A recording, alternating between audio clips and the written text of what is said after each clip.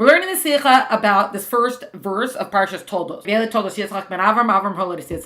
the generations of Yitzchak, the son of Avram begot Yitzchak. Now the commentators are what's the double language. The Torah is so precise and specific in language that when there's a double language, not just a double language, whenever there's something that seems to be written in a way that's either using too many words or was roundabout or whatever, commentators are immediately on that. Why is the Torah not speaking in direct, simple terms? So here, of course, we're looking at Yitzchak, the son of Avram, and also have to tell us that Avram begot Yitzchak. Between the different commentaries, we come to the thing that Avram and Yitzchak looked exactly alike, so nobody should doubt the lineage. Building on that, it's not just that they looked alike physically in their features, but their divine pathways, their service was the same. And that's a little bit interesting because Avraham represents Chesed. Chesed, which is love, openness, giving, all that sort of stuff. Yitzchak represents fear, or gvura, which is severity, might, discipline, awe, things like that. Yitzchak represents the fear aspect, so how can you say that their pathways, they weren't just alike in their looks, but also the characteristics and pathways, they seem to be totally opposite. Building on that even further, Yitzchak's name and the way he's described in the Torah, all that language actually seems to be love language, in the sense that Yitzchak was born on Pesach. Pesach is considered Avram's Yontif, and in general, the great love and kindness that God did for us, taking us out of Egypt. Yitzchak's name itself is derived from the word of laughter, tzchok. That's not a fear thing. Yitzchak is described in language of greatness, multiply, muchness. It's all language of expansiveness, openness, givingness, which is language of love and kindness, not the language of fear, might, severity, restraint. So what's going on here? You might say, as we learned in speaking about that Kedah, as in the binding of Isaac, you might say, oh no, everybody has both parts to them, and just according to who you are, one side dominates. So Avram, of course, even though he represented chesed, kindness, but he also has the Yira factor to him, because everybody's made up of all of it, and then just whatever dominates within you. So Yitzchak also, he's predominantly the Yira faction aspect. That's what dominates in his personality and his service. But okay, he also has love, and everybody has to know when you have to tap into each side. Yes, that's true. Also, we saw the whole thing of Tanya explain that to us, but that doesn't fully cover it yet, because what we're talking about is there's a fundamental aspect to Yitzchak's makeup that has to do with love and kindness. So it's not just a by the way thing, or like, he also has it in it. It has to be something that's very fundamental to who he is. So that's why we have to look now, what is Yira? What is Gvura? What is real strength is not power, not how much you can lift at the gym or whatever. That's not what real strength is. Ezu Gibor, who is mighty, someone who could control his inclination. True might and true strength is being able to withhold, being able to control your own self. There's going to be an outpouring of X, and you being able to hold that back is where strength comes in. Like the damming of a river or something. Here speaking also about the withholding of a potential. We're not even talking about positive or negative, just there's going to be an outpouring of something, and being able to rein that back in and hold that back, that's where true strength comes from. Where we're eventually going to go with that is the reining in and the holding back, the restraint actually leads to higher level of love. And how do we see that? Because love engenders closeness. I love you so much, I want to draw close to you. Let's hang out together. Let's do stuff. When you love someone, you want to hang out with them. It's an outpouring of love that compels you, that causes you to draw close to someone. Language, action, gestures, whatever it's going to be. But who I am and who you are is an important factor within that relationship. If it was not I and not you, there may or may not be the word love there in between. So that love is contingent upon the fact that it's I and you. Versus something like Yira, fear or awe, this is something that leads to, in Hasidic terminology, we call it bittul, which is the nullification of the self. It's the restraint and withholding of the self. As in,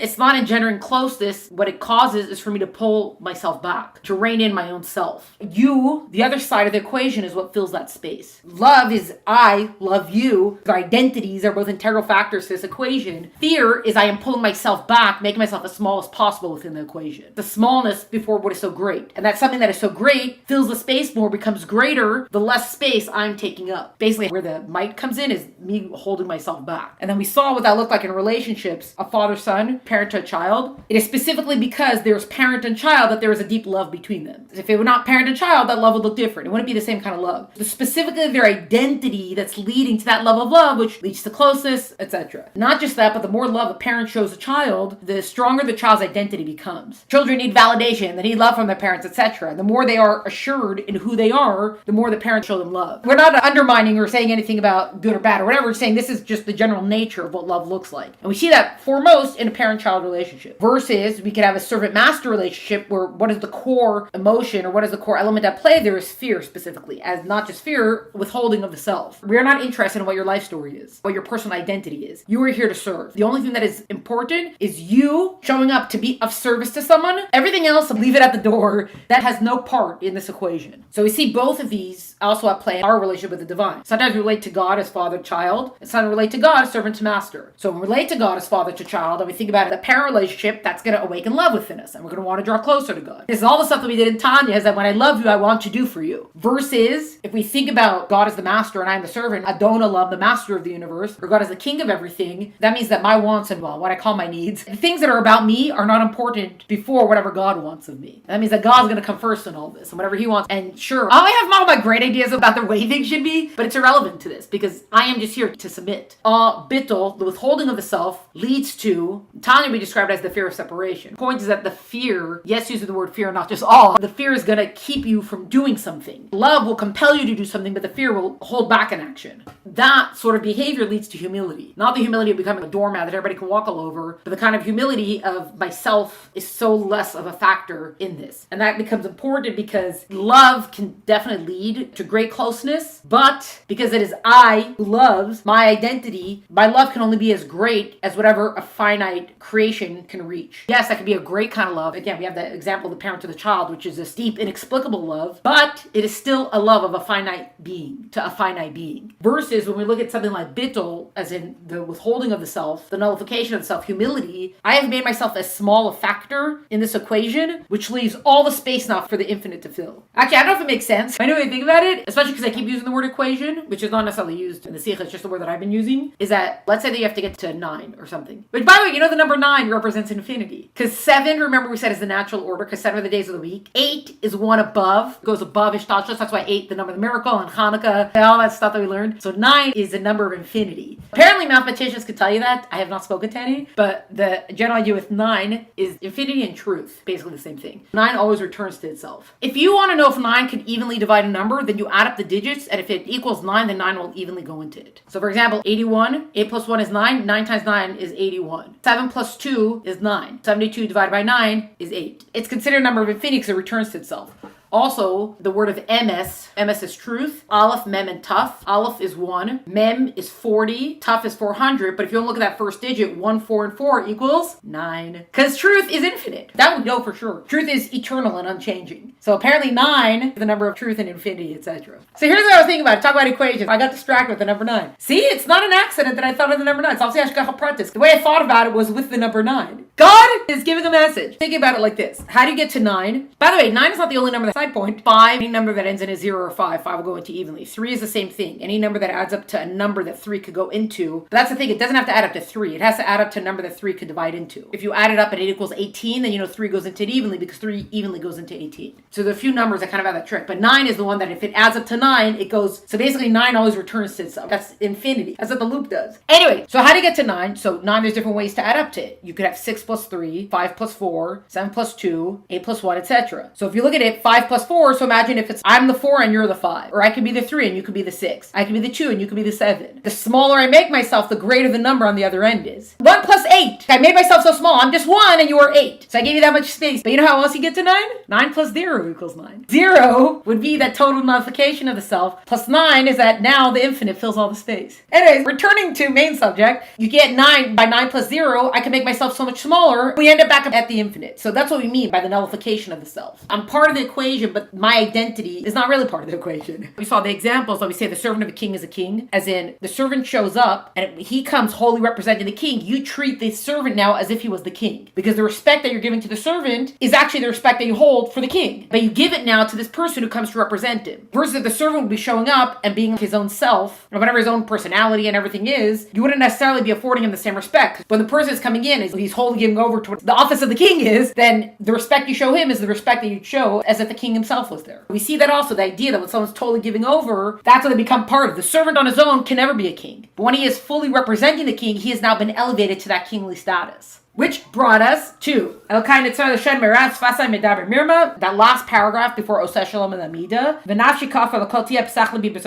My soul should be like dust, I'll open my heart to your Torah. Seems to be contradictory statements. I should be like dust everybody walks upon. Also open my heart to Torah, my heart, my feeling, my sense of self, etc. How does that go? So he said it actually comes down to the idea that when we make ourselves like dust, if you could get yourself as close to 0 as possible, you are now open to whatever comes before you. It's a preparation. It's a preparatory preparatory stage for what comes next. The point is not to become like dust and stay as dust. Become like dust is in putting my whole self aside. I'm totally open now to you filling the rest of the equation. And that's why we went through the whole thing also that Tanya told us when we're approaching Torah study, if it's going to be about me and my understanding, I'm not going to get very far because me and my understanding is very finite. It's just me getting stuck in my own head, just looking for stuff that's going to bolster my own self. Around understanding, I'm just going to be looking for whatever I want to find in Torah. How far am I going to get like that? Versus if I'm coming and it's just God is so beyond comprehension that even using the language God is beyond comprehension doesn't even work. The whole sentence is ridiculous. Tanya describes like that God is a similar thing. We don't even know what it means to say that God is so beyond comprehension, but even just trying to say like God cannot be understood is just a ridiculous statement because he's not even in the realm of it. Sidebar! Did I tell you the whole thing about oil and wisdom? It tells us that all creation comes from the wisdom of Atzilus. If you remember the four worlds, the highest of the four worlds is Atzilus. And if you remember the 10 soul powers, the highest of the powers is Chachma, wisdom. Remember, wisdom, understanding, knowledge. You have the 3 cognitive, the 3 intellectual soul powers, and the 7 emotive soul powers. And that is mirrored in the world. That's how God relates to us. We are creating God's images because we have these 10 faculties. Just like the worlds have, just the way God relates to us. So the highest is Chachma. You go to the highest world, that's the world of Atzilus. What's the highest point of the world of Atzilus? Is Chachma. I mean, there's other stuff that comes above it if you remember, but that's not for now. So Chachma is the highest point. Chachma of Atzilus. And that's all creation comes from that. Here it brings it down, just making the point that even to say that the highest of all, the highest of high levels, even that can't comprehend God is still a ridiculous statement because once something's a created being, it's so out of the realm of the divine. It's already in a totally different category once it becomes a created being. I saw it recently that, you ever hear the thing how they talk about people shouldn't be using canola oil because canola is from rapeseed and that's not like a real thing to be getting oil from. There's a whole thing about how you go to the store today, there's like 17 different kinds of oils and the only oil you should really be using is a natural oil versus like vegetable oil or canola oil, and what are they doing and it's not natural. So no comment on whether or not it's actually healthy for you. But I saw that this actually ties into the Hanukkah mimer. Because everything comes from Chachma, if you remember, Chachma is represented by oil. That's the whole thing about how the Greeks couldn't reach that high, the cruise of oil with the seal, and they couldn't reach that highest level because it's above what could be basically tainted or interfered with. It's that next level above. And that's also where the Ava Masoteris is, the hidden love, is in Chachma because it can't be touched by ego. That's the spark of an idea. That's before Bina, my own understanding, comes in. So it was talking about everything comes from God's Chachma. Kulam b'Chachma atzisa, God created everything through wisdom. This attribute of Chachma, oil represents Chachma. Meaning, you actually could squeeze oil out of everything that has been created. Isn't that a crazy thought? It's something that's above everything, yet it saturates everything. That's what Chachma does. It's the top level, but somehow it's gone through everything. So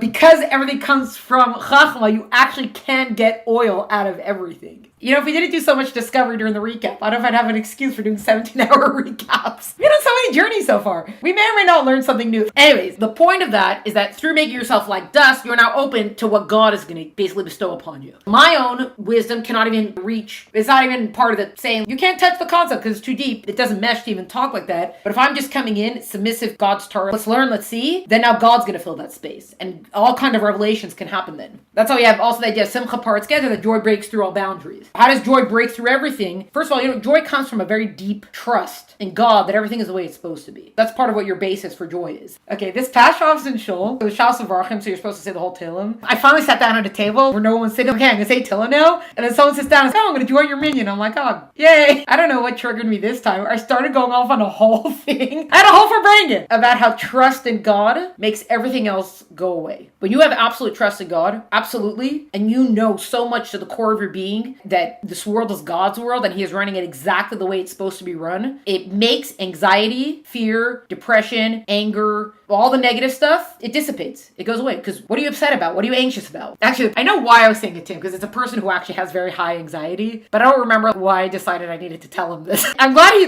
smiled and nodded. He actually participated for bringing. But when you think about it, when you have this deep trust in God, so it kind of goes back to also the idea that we talk about in Tanya with love and fear. Like, I could tell you why one mitzvah is so beautiful. Light Shabbat candles because it's so beautiful and so nice and bring peace and light, etc. Or I can work on my love of God, and then all the positive mitzvahs are just going to come. Because whatever God wants, I'm just going to do it because my love is so great. Like, what else can I do for you? What else can I do for you? It's kind of like that we're suffering. We could try to treat anxiety. I'm not saying do or don't. Everybody's got their thing and everybody's got to address whatever the thing is. People who are negative, people who are angry, people who are fill in the blank, anxious, depressed, etc. Everybody has to figure out their pathways for that. And the problem is not to have it. The problem is not addressing it. You got to address it. But almost all of it comes back to trust. I'm sure Chassidus probably has more than just that. But if you have an absolute trust in God, then you're upset that you're late to something. But who made you late? What made you late? Why are you upset? This is exactly the way God wanted the day to go. It's exactly exactly the way everything is supposed to be. What's left to have but joy? Now, I don't know if joy is a great thing to do by process of elimination. I actually just listened to this whole thing. Our Manis Friedman has this thing about why the pursuit of happiness is basically kind of like idolatrous. Whenever you're pursuing happiness, what is this thing that you call happiness? So he started going through contentment and happiness, that contentment is being satisfied with what you have. Pleasure is having more than you need. Basically, his whole thing was a pursuit of happiness unto itself is nonsense. When you will recognize what you're born for, what you're supposed to be doing, etc., happiness comes with that. Versus trying to fixate on this happiness as a sort of destination that you have to get to, as if you're saying, like, where I am right now, I can't have happiness. His general idea is that happiness is not somewhere that you have to go pursue it. Happiness is found where you choose to embrace what your life is. To say, this wasn't coming to me and I got it anyways. I didn't choose life and it came to me and God needed me in his world, etc. That should cause happiness. So where are you running to try to find it? Specifically, we talk about joy breaks through boundaries. Simcha parts get it. Specifically the level of Yitzchak,